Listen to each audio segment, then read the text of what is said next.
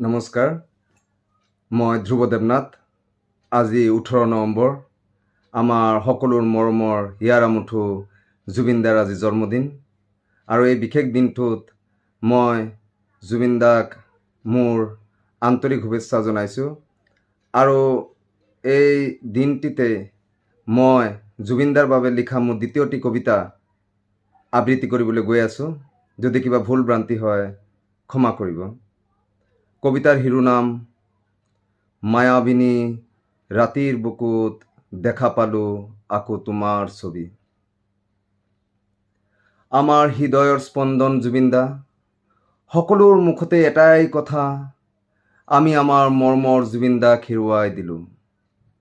ক'তা মইতো তেনে অনুভৱ কৰা নাই, অনুভৱ কৰিমেই বা কিয়? কাৰণ আমি আমাৰ ঘৰৰ ভিতৰত, বাহিৰত, আকাশত, বতাহত, উজনি, নামনি, ব্ৰহ্মপুত্ৰ, বৰাক, নামঘৰ, মন্দিৰ, মছজিদ, য'তেই চকু ঘূৰাও ত'তেই জুবিন দাক পাওঁ। সোণাপুৰ এতিয়া এটা ঠাই বা শ্ৰদ্ধাঞ্জলিৰ ক্ষেত্ৰ হৈ থকা নাই। সোণাপুৰ এটা তীৰ্থস্থানলৈ ৰূপান্তৰিত হ'ল।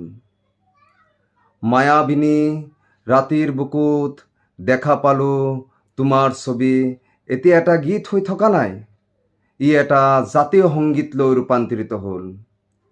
জুবিন দা এতিয়া কেৱল তোমাৰ আৰু আমাৰ জুবিন দা হৈ থকা নাই, জাতি, ধৰ্ম, বৰ্ণ নিৰ্বিশেষে সকলো অসমবাসী ৰাইজৰ দাদা হৈ পৰিছে।